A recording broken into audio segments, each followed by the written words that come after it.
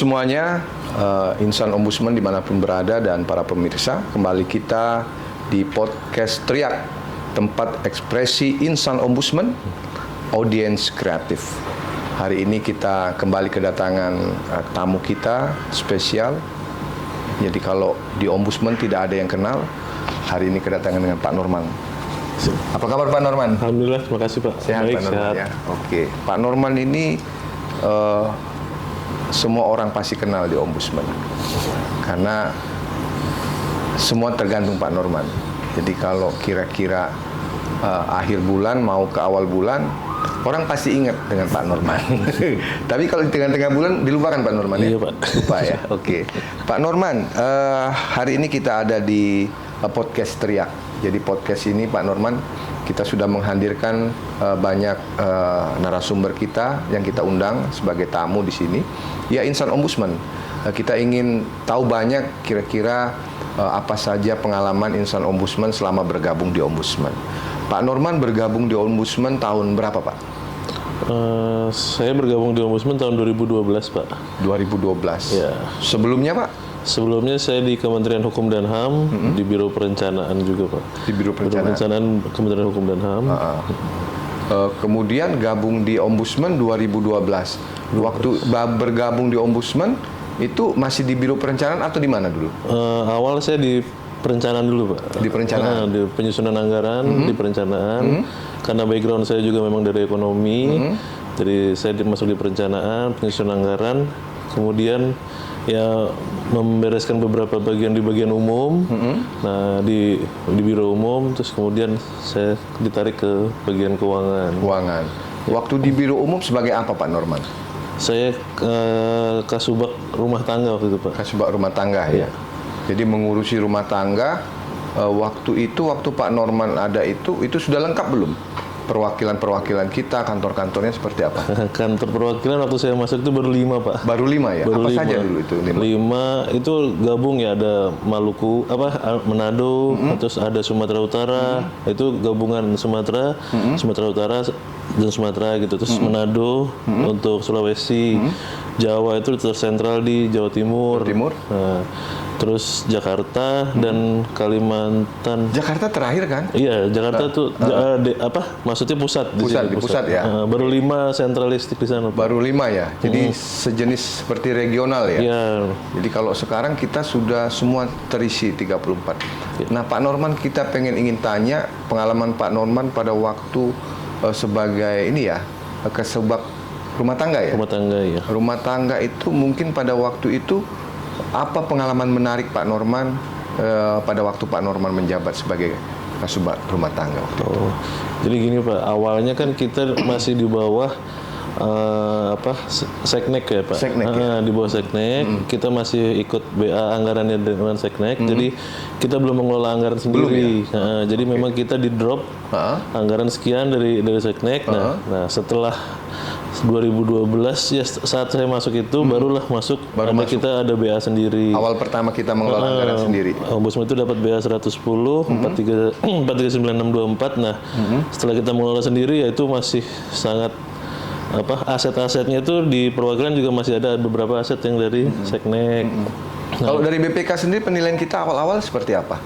Penilaian awal sih waktu itu masih kita sempat disclaimer waktu itu Pak. Karena disclaimer itu sebenarnya bukan murni kesalahan kita karena kurang siap pencatatan antara Seknek dengan kita yang masih belum klop. Belum klop. Nah, setelah pencatatannya udah mulai membaik, nah itu ya akhirnya kan kita sekarang kita masih WTB. Udah bagus ya. Nah, Pak Norman, terkait dengan rumah tangga, mungkin itu sudah clear belum aset kita yang dengan Seknek? Apakah memang sudah punya kita semua? Clearnya seperti apa? Kalau waktu di zaman Pak Norman, mungkin informasi sekarang juga yang Pak Norman ketahui. Oh iya, yang terakhir itu sudah kita pindahkan sih Pak. Sudah pindahkan semua ya? Sudah pindahkan semua. Terakhir itu ada kendala terakhir di kendaraan, tapi kendaraan juga BPKB-nya sempat tidak di Seknek itu nggak ketemu gitu. Jadi tapi sekarang itu udah berubah semua ke kita. Udah ubah semua ke kita. Sudah aman sih dari Seknek ke kita sudah aman. Cuman tinggal kita menginventaris lagi yang lebih baik lagi di perwakilan gitu. Iya. Kemudian setelah kasubag rumah tangga, Pak Norman sebagai Kabak dulu ya, Kabak Keuangan ya. Saya ke Kasubag Akuntansi dulu, Kasubag Pak. Akuntansi ya. Kasubag Akuntansi berapa lama itu? Saya Kasubag Akuntansi itu sekitar 2-3 tahunan, Pak. 2-3 tahun. Mungkin itu termasuk membenahi juga Nah, tadi waktu ya. itu WDP, waktu itu disclaimer, Pak. Disclaimer ya. Mulai dibenahi di situ ya. Mulai dibenahi disclaimer, terus naik jadi WDP, terus langsung WTP. WTP ya. Iya. Oke, lanjut waktu itu Pak Norman promosi sebagai Kabak Keuangan. Kabak Keuangan. Nah, sebagai Kabak Keuangan Pak Norman mungkin melihat dalam sistem ombudsman ini sudah seperti apa? Karena kita kan ada 2 tipologi kepegawaian ya. Iya. Ada yang PNS, ada yang teman-teman asisten. Bagaimana Pak Norman pada waktu awal-awal melihat hal tersebut dari sisi pengelolaan anggaran, baik juga dari sisi penggajian dan banyak hal ya. Perjalanan dinas bagaimana mungkin pengalaman Pak Norman di awal-awal untuk membuat semua itu sehingga semuanya boleh berjalan dengan baik. Jadi ya kita kan semua ada patternnya, ada aturannya dari aturan Menteri Keuangan. Nah, kalau di saya itu saya tetap berpegang teguh pada peraturan Menteri Keuangan itu, Pak. Ya, jadi walaupun pimpinan ataupun siapapun saya tetap berpegang pedomannya pada peraturan Menteri Keuangan. Jadi makanya pemerintahan BPK kita itu tidak pernah ada masalah gitu loh, nggak ada masalah.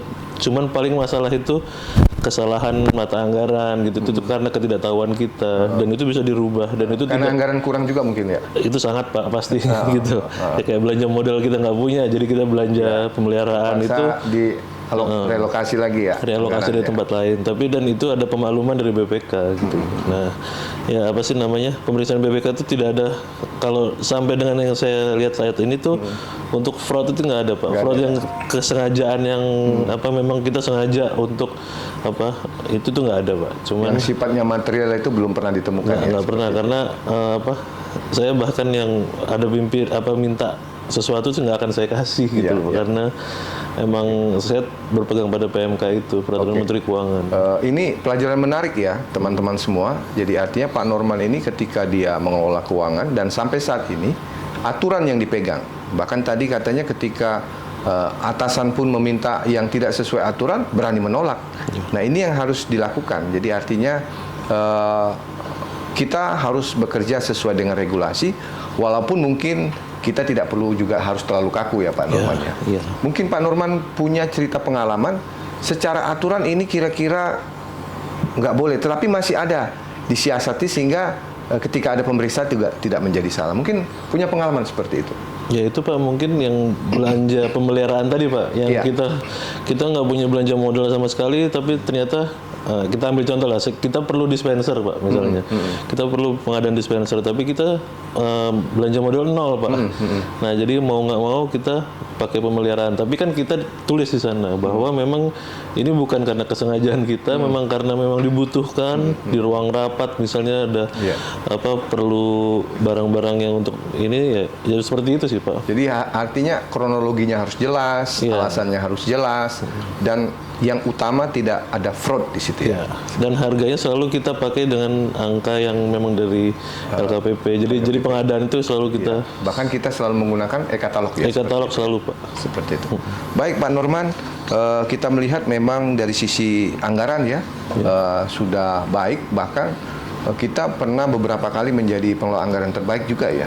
Iya Pak, pernah. Di tingkat se-Indonesia Pak. Se-Indonesia bahkan ya. Anggaran kecil terbaik se-Indonesia. Nah Pak Norman, artinya apa sih pada waktu itu yang membuat kita bisa terbaik? Kalau sekarang kalau kita lihat kita agak menurun nih. Mungkin kiat-kiat apa yang Pak Norman bisa bagi kepada kita semua sehingga kita sama-sama nih. Ya kita silakan Pak Norman ya. Mungkin dari kiat-kiatnya sehingga pada waktu itu kita bisa tidak hanya WTP tapi kita bisa terbaik. Nah, akhir-akhir ini mungkin Pak Norman bisa melihat apa sih yang menyebabkan penilaian kita agak berkurang dari sisi Pak Norman melihatnya seperti itu. Oh, penilaian kita saat ini agak berkurang itu mungkin karena adanya sekarang indikator tuh udah sekitar 7 Pak. Indikator penilaiannya bertambah. Ya. Jadi sebenarnya nilai kita tuh sudah baik Pak, di atas 90%. Cuman jadi ada yang baik dan dari yang terbaik gitu. Jadi memang mungkin kita belum yang terbaik Pak, karena indikator penilaian itu udah 7 itu sih Pak. Jadi artinya bisa kita capai lagi kan? Bisa Pak kalau kita misalnya kita mengurangi revisi, karena kita anggaran kecil pasti kita dengan revisinya banyak Pak. Nah ini tadi, jadi salah satunya adalah mengurangi revisi. Nah revisi itu dimulai dari mana? Tentunya dimulai dari perencanaan. Nah ini artinya teman-teman, ini salah satu ya Pak Norman melihat dari sisi keuangannya. Jadi teman-teman perencanaan artinya ketika merencanakan harus benar-benar bisa direncanakan dengan baik. Ya, diajak bersama unit-unit kerja sehingga tidak terlalu banyak revisi. Memang revisi tidak bisa dihindarkan. Tapi paling tidak kalau memang hal-hal yang sudah bisa kita lakukan secara rutin dan sebagainya itu bisa direncanakan dengan baik. Pak Norman, terima kasih untuk kehadirannya. Seperti biasa, saya akan melontarkan beberapa pertanyaan. Ya, kalau kemarin Pak Norman sebagai Kabag Keuangan juga tentunya sudah kembali ke fungsional dan sekarang sebagai PPSPM ya? Iya Pak. Sebagai pejabat penandatangan surat perintah membayar. Itu apa itu? Boleh dijelaskan kepada insan ombudsman. Apa sih PPSPM itu? PPSPM itu jadi dari singkatan sendiri dari pejabat penandatangan surat perintah membayar. Iya, apa itu? Jadi segala bentuk pengeluaran uang negara untuk di Ombudsman RI ini itu harus melalui verifikasi dari saya Pak, dari saya dan tim sih sebenarnya. Cuman memang terakhir itu ada di saya. Jadi kalau saya sudah menandatangani itu berarti memang sudah bisa dibayarkan. Udah clear itu ya? Sudah clear, sudah bisa dibayarkan ya seperti penandatangan cek Pak. Iya. Jadi terakhir, yang sangat terakhir itu ya saya. Jadi kalau ada kesalahan memang dari saya Pak ini. Iya. Tapi artinya teman-teman kalau pengen cepat PPSPM menandatangan, berkas itu juga harus cepat Harus lengkap Pak. masuk dan harus lengkap. Harus lengkap. Nah ini mungkin informasi ini perlu diketahui khususnya untuk pengelola ya, Iya. baik itu anggaran yang ada di pusat maupun yang ada di perwakilan. Jadi artinya teman-teman yang ada di perwakilan, oh kami lambat. Ya bagaimana lambat kalau berkasnya belum pernah sampai ke Pak Norman. Nah ini menjadi pembelajaran kita semua. Pak Norman, ini ada pertanyaan yang silakan dijawab, ada pilihan, tidak ada yang salah. Kalau mau kasih argumen, silakan saja. Tugas harian atau tugas khusus? Tugas harian Pak. Tugas harian. Nggak suka tugas khusus? Suka juga sih Pak, nggak ada masalah Pak. Pernah mendapat tugas khusus? Pernah Pak, pasti. Pernah juga ya? Iya. Oke. Stempel basah atau stempel digital? Stempel basah Pak. Stempel basah. Mengapa? Sekarang udah zaman digital nih. Iya. Kok pilihannya basah? Karena lebih otentik sih Pak. Lebih otentik? Iya. Dari sisi keuangan sekarang lebih senang masih menggunakan itu pakemnya. Saya udah menggunakan dua-duanya sih Pak. Dua-dua. Jadi digital pakai, otentik pakai. Karena digital pun sendiri sekarang masih bisa dipalsukan gitu. masih bisa. Oh, masih ada celah sih Pak celah. sebenarnya. Kalau yang basah? Kalau basah kan lebih ke tanda tangan lebih basah, safety dia? lebih safety. Oke. Jadi artinya ini juga masukan juga ya bahwa digital ini memang masih ada celahnya juga. Ini dari sisi PPSPM yang tiap hari bergelut memverifikasi laporan-laporan keuangan. Pasti paham kira-kira ini notanya benar atau tidak. Ini kiranya ini nota ini coret-coretan saja atau tidak. Jadi Pak Norman tahu. Jadi jangan macam-macam ya. Jadi kalau ditolak artinya itu perbaiki. Seperti itu. Formalitas atau esensi? Esensi Pak. Esensi. Oke. Efisiensi atau akurasi? Akurasi Pak. Akurasi. Karena harus akurat ya kalau keuangan ya. Iya. Meleset sedikit akuntansinya nggak akan sama ya. Kesalahan, seperti itu. Pak. Kesalahan. Oke. Hard copy atau soft copy? Kalau saat ini soft copy Pak. Soft copy. Oke. Perintah pimpinan atau nota dinas? Perintah pimpinan Pak. Perintah pimpinan. Ngapa perintah pimpinan nggak nota dinas?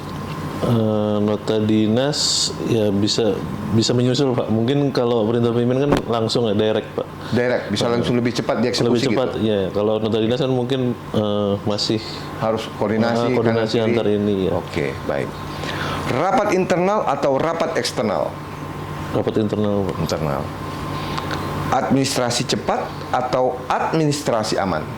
Administrasi aman Pak. Aman ya. Oke. Verifikasi manual atau verifikasi otomatis? Manual Pak. Manual. Bagaimana kalau yang perwakilan-perwakilan kalau kita manual? Bukan menjadi lambat? mereka kirim soft copy tapi kita masih periksanya manual Pak. Maksudnya Periksa masih manual. periksa manual, cuman mereka setiap kirim untuk dokumen apa segala macam sudah. Jadi Pak Norman lebih enak ya Iya. ketika dia itu, artinya bisa lebih teliti lagi ketika memverifikasi seperti itu. Lebih akurasi sih Pak. Lebih akurasi, Lebih ya. akurat soalnya kan Akurat. mungkin kalau pesawat sudah ada manifest, cuman kalau hotel mungkin sekarang belum semuanya. Belum ya, seperti Ya, jadi ada beberapa yang memang bisa kita otomasi, tapi ada yang belum gitu. Ada yang belum ya, Iya, seperti itu ya. ada hotel-hotel yang cuman ya mohon maaf misalnya cap aja ya, atau apa. Nah ya, itu kan ya. kalau kita lihat itu masih bisa. Oh ini bener ini enggak. Jangan-jangan itu dikembalikan. cap dari Palu Gada ya. Nah itu Pak banyak itu. Nah, otomatis Pak Norman ini harus teliti. Iya. Jangan sampai kita pengawas pelayanan publik ada cap Palu Gada di Ombudsman. Jangan sampai terjadi ya. Iya. Kewenangan penuh atau delegasi tugas. Kewenangan penuh sih Pak. Kewenangan penuh ya. Oke. Tanggung jawab atau otoritas. Tanggung jawab Pak. Tanggung jawab ya. Oke. Disposisi atau persetujuan. Persetujuan. Persetujuan. Terstruktur atau spontan. Terstruktur. Terstruktur. Oke. Kebijakan formal atau diskresi. Kebijakan formal. Formal ya. Jadi artinya kalau bisa diskresi itu jangan terlalu sering ya. Jadi karena itu ya seperti itu, Pak Norman. Sekali-sekali boleh Pak. Cuman jangan sekali kalau terus dalam Pak. hal yang sangat urgent ya, Ya, mendesak itu. dan memang Yang memang ya, kondisi, membutuhkan force jawaban majeure yang dan cepat sebagainya, ya seperti itu.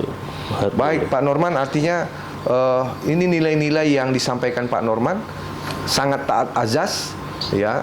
Mudah-mudahan ini juga bisa diikuti oleh teman-teman dimanapun. Sekali lagi tadi satu hal tadi Pak Norman katakan, ini teriak dari Pak Norman, pimpinan pun kalau dia nggak sesuai aturan dia nggak akan ikuti. Jadi ini teriak yang harus didengar bahwa masalah keuangan bukan main-main. Kita harus benar-benar bisa bertanggung jawab, tidak hanya transparansi, tetapi juga harus terhindar dari fraud. Pak Norman, terima kasih. Mudah-mudahan walaupun singkat, banyak hal tadi yang sudah kita dapatkan. Insan Ombudsman dimanapun berada, beberapa hal yang ingin disampaikan oleh Pak Norman, silakan mungkin bisa disampaikan kepada. Kalau dari saya, karena saya di tempat bagian keuangan ya, jadi kita harus harus melaksanakan keuangan itu secara sesuai dengan aturan. Jadi tidak bisa kita di luar aturan. Walaupun siapapun itu kita harus taat aturan sesuai dengan peraturan Menteri Keuangan. Itu sih Pak dari saya. Itu ya. Oke, baik. Terima kasih Pak Norman. Mudah-mudahan ini bisa menginspirasi teman-teman pengelola keuangan juga yang ada di daerah. Tetap ikuti aturan yang ada. Terima kasih. Mudah-mudahan program teriak kita ini semakin banyak. Kalau kita lihat semakin hari semakin bertambah ya subscribernya. Mudah-mudahan teman-teman semua yang menonton jangan lupa untuk like, komen dan share. Terpenting subscribe sehingga ini bisa menjadi sosialisasi tidak hanya untuk Ombudsman tapi informasi memperkuat literasi untuk anak bangsa di Indonesia. Terima kasih, sampai jumpa di podcast selanjutnya.